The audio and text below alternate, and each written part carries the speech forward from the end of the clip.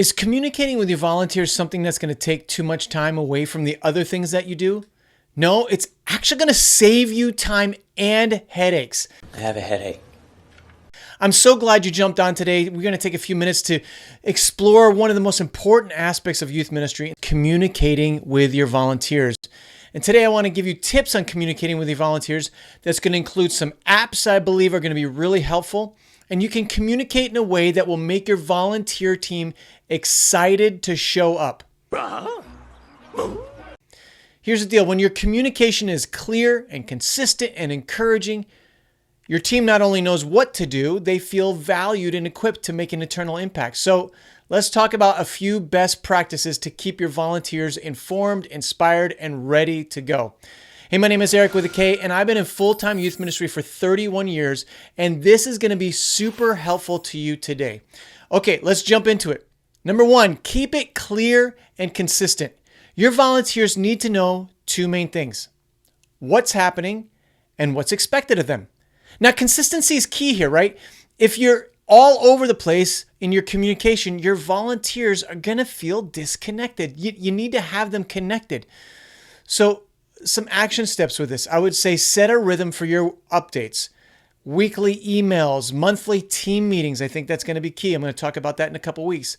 Or a quick reminder text of the day of your event. Always include, when you do that, basics in your updates, the schedule, when they're supposed to arrive, the start time, end time. Have them arrive before students arrive. Number two, their assignments, like who's leading the games and who's on snack duty. Number three, the goal for the night, or what I like to call the big win. For example, every student gets a high five. Each volunteer prays with one student. Okay, the second thing I would say is leverage multiple communication tools. Not everyone communicates the same way, so it's important to use a variety of tools to connect with your team. And I want to give you a few really great ones. Give it to me. Give it. Text messages. That's obvious, right? We all use text messages. They're quick, they're personal, great for reminders, but I'd say use them sparingly. Save them for the same day or urgent updates like, hey, everyone, don't forget to bring your team t-shirt tonight. Another one I think that is awesome is handwritten postcards. I've talked about this before. These are gold for encouragement. Dropping a quick note saying, thank you for pouring into our students. Your leadership matters.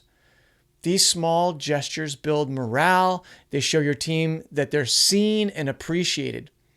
And of course, emails are perfect for sending out more detailed information, right? Like schedules or teaching outlines or important reminders. But I'd say keep them short and organized. Use bullet points or number lists so that they're kind of easy to skim. Nobody wants long, small font, print emails. Then I'd say use apps like Slack or GroupMe.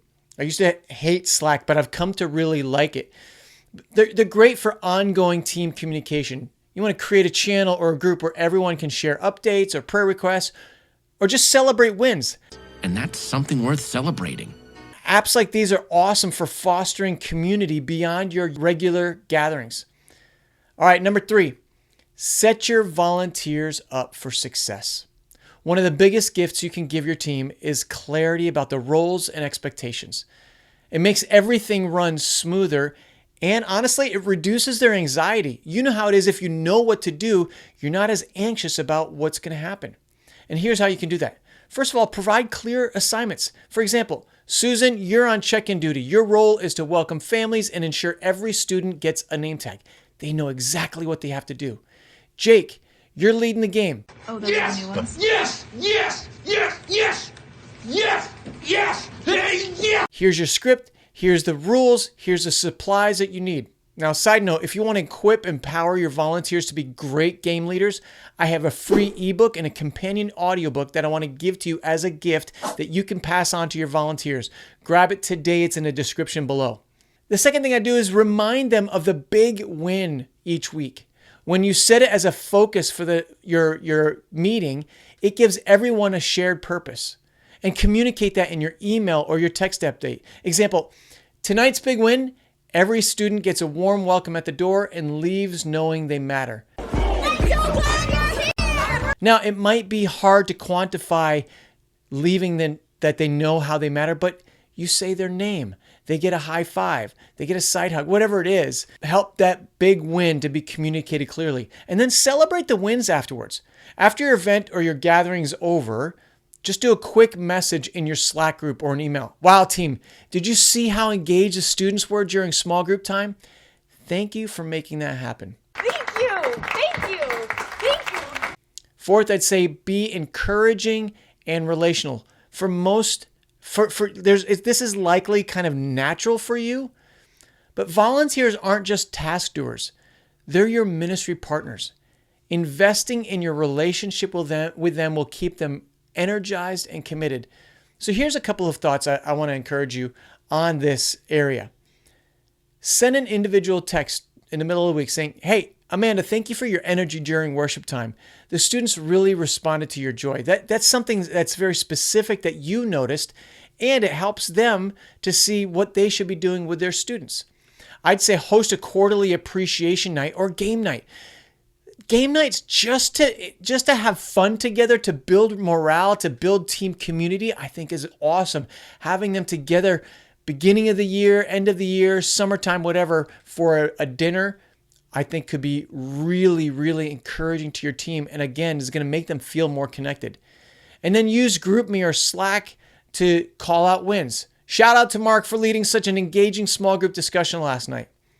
The thing is, when volunteers feel noticed and appreciated, they're going to go above and beyond what you ask them. And you don't have to ask for somebody, hey, would there be anybody who would be willing to volunteer to stick around afterwards and clean up? They're just going to jump in because they feel part of the team. They have ownership. All right, number 5, stay organized and be proactive. The better organized you are, the easier it is to communicate.